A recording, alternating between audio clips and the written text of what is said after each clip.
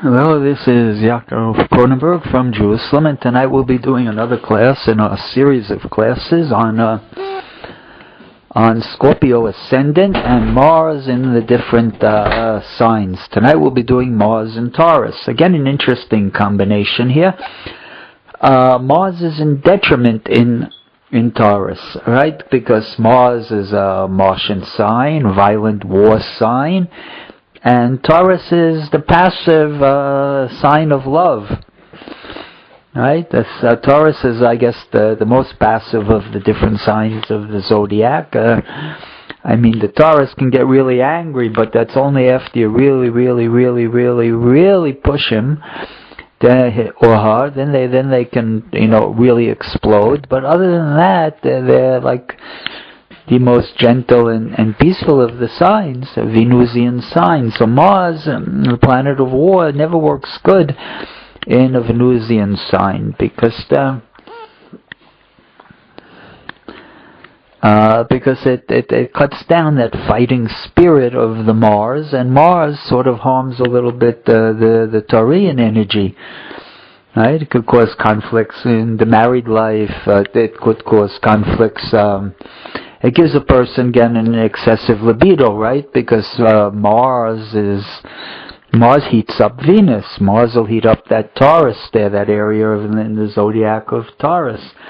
And Mars falls in this kind of horoscope. Mars will fall usually in the 7th house, the house of marriage. And so you never really like Mars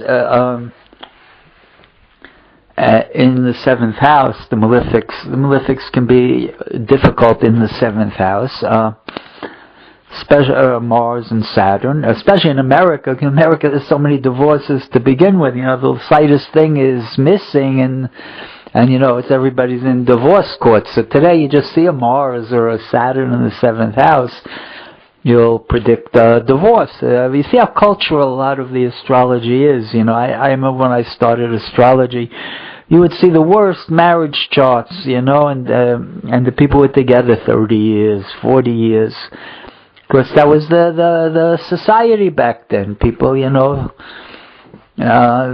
live with things. Today, the slightest thing can knock things off. So you have to be very, again, a lot of it. Astrology, there's a cultural aspect to astrology that, the astrologer has to be attuned to.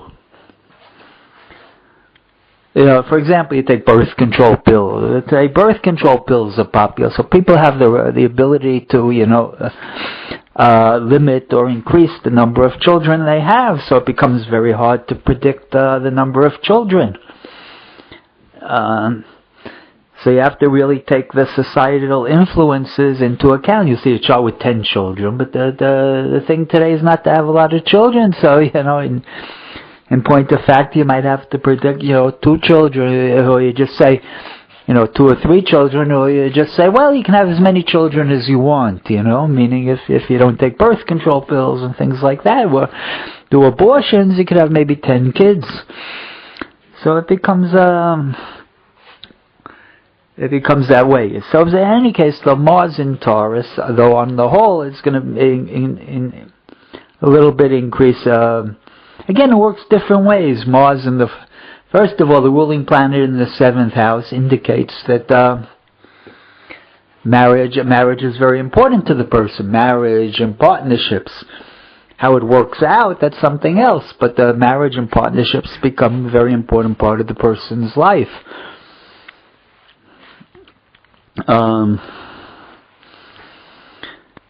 When you have Mars in the 7th house. So you're going to see Mars in the 7th house. And Mars in Taurus, it's interesting, Mars in Taurus is very, very materialistic type of sign. It also likes some of the baser things in life. For example, Mars is very, down to earth. It likes money. Taurus rules money. It rules sex in a certain way. And so a person who has like the ruling planets, say Mars and Taurus, can be very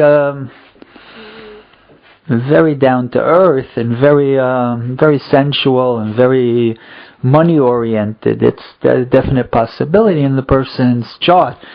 Of course, you have to see again, you have to look where the dispositor is and all of the aspects to Mars and all sorts of things like that, which modify it.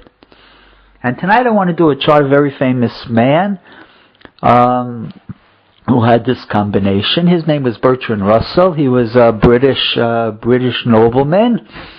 He lived in the late 1800s. He was born in the late 1800s. He died in about 1970, if I remember.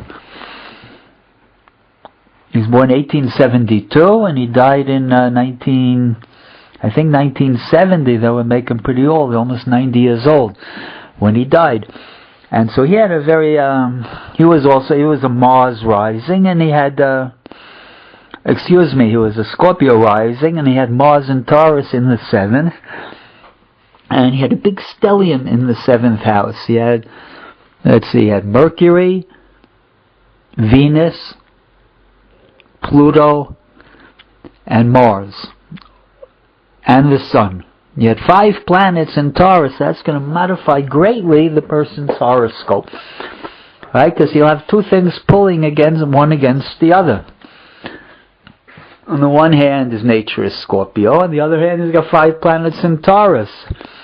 But the common denominator is that they both rule the sexual houses, 2 and 8. And so he was and if you look at his chart even more, it's a very interesting chart. All famous people tend to have very interesting charts. But his chart is very, very interesting. Because if you look at his chart, first of all, he's got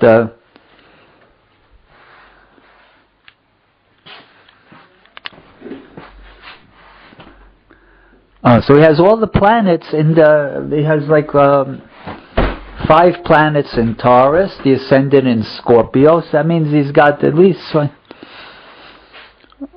half the chart in Scorpio and Taurus. So it makes a very sexually demanding chart. And if you look even closer, he's got the Sun in Taurus and the Moon in Libra. And so when you look at these 2, he's got both his 2 lights in Venusian signs. And so he was known for actually having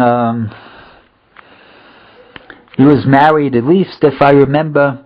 See, he's also the Mars. Even though the Mars is in detriment, it's disposited by the Venus. The Venus is in honor in Taurus, and the Venus is exactly conjunct, is very closely conjunct to his Mercury. So he's a very good writer. He was a very famous mathematician. So with all those planets there, right? So it made him very, very interested in love and relationships. And I think he was married at least 3 times, and he had numerous affairs in between and during. And so besides being a philosopher, he was a philanderer, as Mr. Bertrand Russell.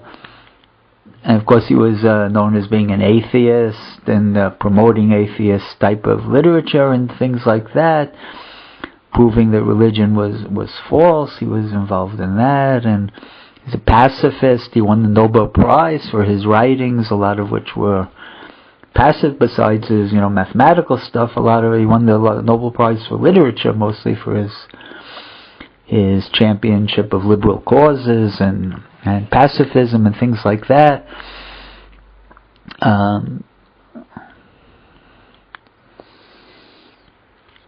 But he had if you look at his chart, he had almost everything. He had almost everything except for the Moon in feminine signs also. So he was very, very reactive type of person, not so much initiator. And he also, if you look at his chart closely, you see he's got the Moon exactly conjunct, Mars exactly conjunct the Sun. And the Sun rules, of course, honor, and so when you have the ruling planet exactly conjunct the Sun, and the Sun rules his 10th house, so it means he's going to get a lot of honor in his lifetime, and which he got. He was born in a noble family, and he excelled in learning, and he became very famous. And he had a good life, I guess. But actually said in his book, when he was young, he contemplated all the time suicide. Because again, he doesn't have that fire. He's lacking that fire, to get the drive, the motivation and stuff. But in any case, in the end, he lived to be an old man. He's got also Jupiter exalted in the chart, loose trine to the ascendant, and Jupiter makes a tight aspect to his ruling planet also. So his ruling planet is influenced by the Venus, Jupiter, and the Sun, 3 benefics. And so he had a very interesting chart, and I thank everybody for listening.